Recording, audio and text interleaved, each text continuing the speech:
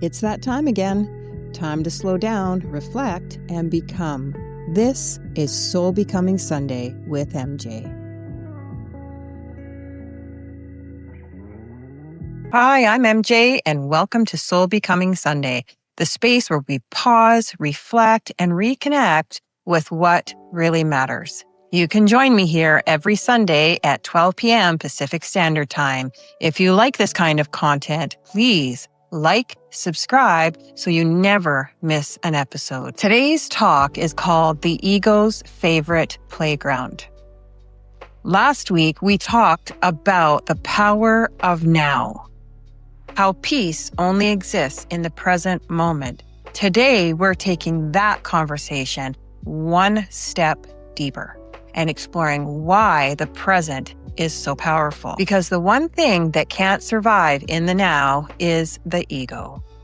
You know, that little voice in your head that always wants to be right, always has an opinion, and sometimes argues with people that are not even in the room. Yeah, that one. So why do I call time the ego's favorite playground? Because that's where it plays all its games. It swings between the past and the future, never sitting still long enough to notice what's right here. It slides down the regret slide, climbs the ladder of what if, and builds castles out of future worries. The ego can't exist now, because now has no story, and the ego needs a story. It feeds on identity, on being someone. So it uses time to build that sense of self, who I was and who I might become. It's like having a personal assistant and who's constantly reminding you of your failures while scheduling future stressful appointments. Now, how time keeps us trapped. When we live in the past, we replay what went wrong, what we should have said, what we've lost.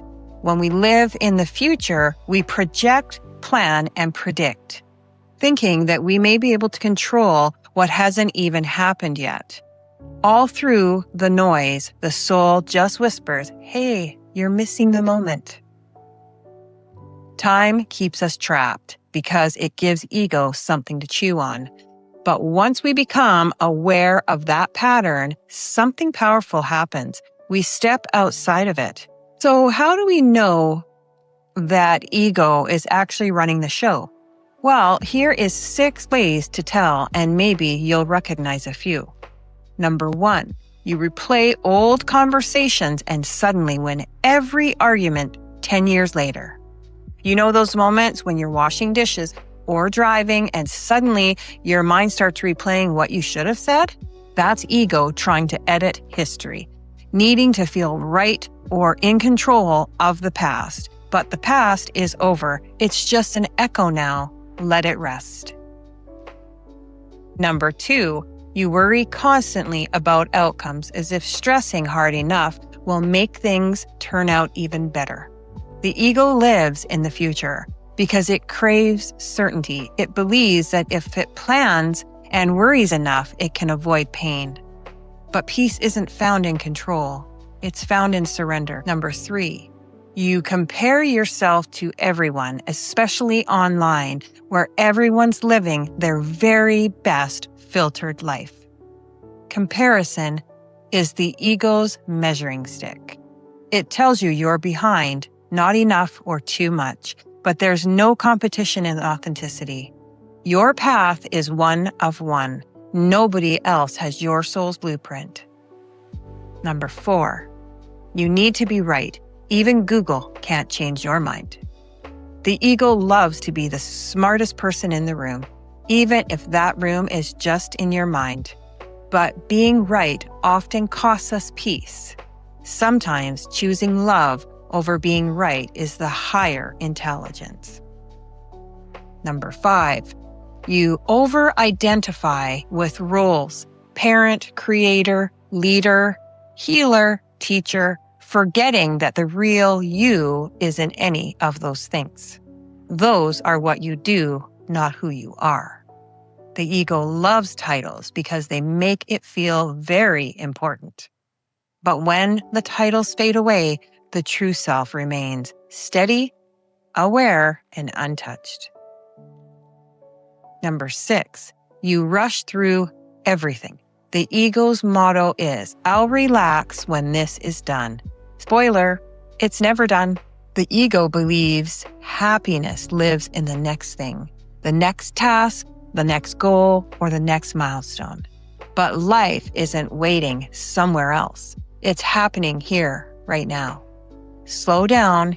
Even the pause between breaths is sacred. When you notice these moments, don't judge yourself. Awareness itself is the awakening. Because the moment you see the ego, you're no longer in it. You're observing from a timeless part of you that's always been free. Awareness doesn't belong to time. It's not something you earn. It's what you already are. When you catch yourself lost in the thought and simply notice, oh, there's my ego, you've already stepped out of the story. It's like realizing you're watching a movie. The explosions don't pull you in the same way anymore. That's presence and that's freedom. So how do we quiet the voice and return to the now? Here are 5 ways to gently step out of time and back into your center. Pause and breathe. 1 conscious breath brings you home. Watch your thoughts without judging them. Let them float by like clouds. Ground yourself in the senses. Feel your feet, your breath, and the sound around you. Practice gratitude for this exact moment. The ego cannot survive in gratitude. Slow down, speak, walk, and live at the soul's pace, not the ego's. Each of these invites you back into timelessness, where awareness, not identity, leads the way. The ego lives in time. It thrives on beginnings and endings, wins and losses. But you, the real you, are timeless. When you rest in the present, the ego softens. The stories lose their grip, and what's left is peace. Not because you earned it, but because it was always there beneath the noise. So maybe the invitation this week is simple.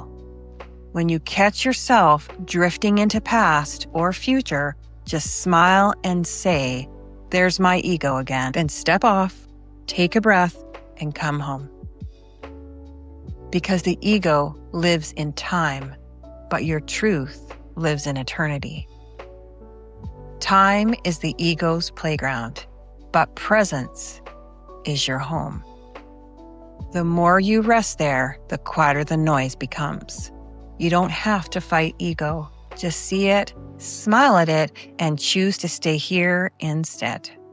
Because the present moment is where your soul remembers who it's always been.